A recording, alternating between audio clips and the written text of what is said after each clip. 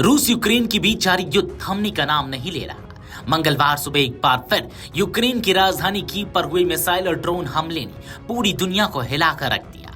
9 मंजिला अपार्टमेंट पर हुए हमले में अब तक 28 लोगों की मौत और 142 घायल होने की पुष्टि हो चुकी है। कीव शहर के सोलोमिंस्की जिले में हुए इस हमले में 23 लोग एक ही इमारत में मारे गए, जिनकी याद में राष्ट्रपति व्लादिमीर जेलेंस्की ने श्रद्धांजलि अर्पित की।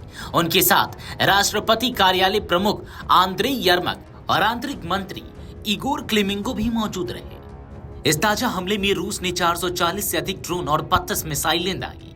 यह यूक्रेन की हवाई सुरक्षा को कमजोर करने की बड़ी कोशिश के रूप में देखा जा रहा है। रूसी हमले खास तौर पर शहरी रिहायशी इलाकों को निशाना बना रहे हैं, जबकि राष्ट्रपति व्लादिमीर पुतिन इन आरोपों से इनकार कर रहे हैं।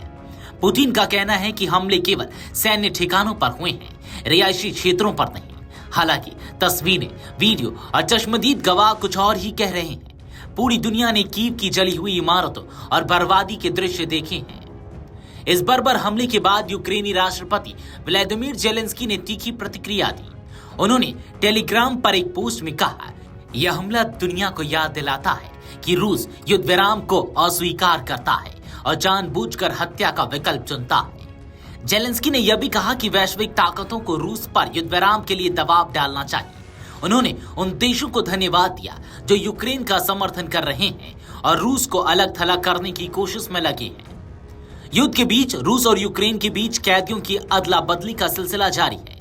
गुरुवार को यूक्रेन के चेर्निहिव क्षेत्र में यूक्रेनी युद्धबंदियों को वापस लाया गया।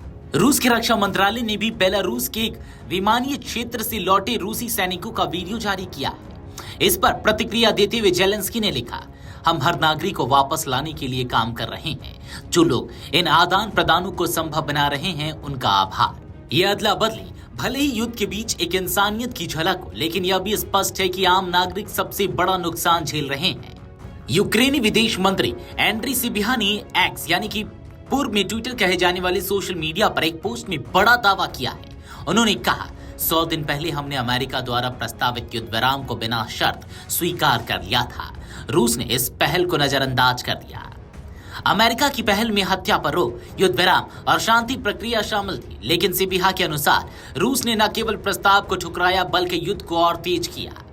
यह बयान बताता है कि युद्ध सिर्फ 2 देशों के बीच की जंग नहीं रह गई, बल्कि यह भू राजनीतिक रणनीतियों, वैश्विक ध्रुवीकरण और सैन्य प्रभुत्व का खेल बन चुकी है। कीव जैसे शहर पर बार बार हो रहे हमलों ने यह सवाल खड़ा कर दिया है कि आम लोगों की जान की कीमत क्या है। क्या दुनिया सिर्फ बयानबाजी तक सीमित रह जाएगी या वाकई कोई ठोस पहल करेगा? अब तक संयुक्त राष्ट्र, यूरोपीय संघ और अमेरिका ने हमलों की निंदा तो की है, लेकिन युद्ध को रोकने के लिए कोई निर्णायक रणनीति सामने नहीं आई है। इस युद्ध को 2 साल पूरे हो चुके हैं। हजारों लोगों की जान जा चुकी है, लाखों विस्थापित हो चुके हैं। हर दिन एक नया हमला, एक नया जनाजा और एक नई तबाही सामने आती है।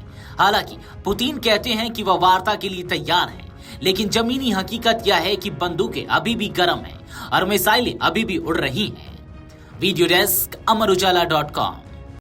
अगर आप ये वीडियो YouTube पर देख रहे हैं तो हमारे चैनल को सब्सक्राइब कर बेल आइकन दबाएं और Facebook पर देख रहे हैं तो हमारे पेज को लाइक करें।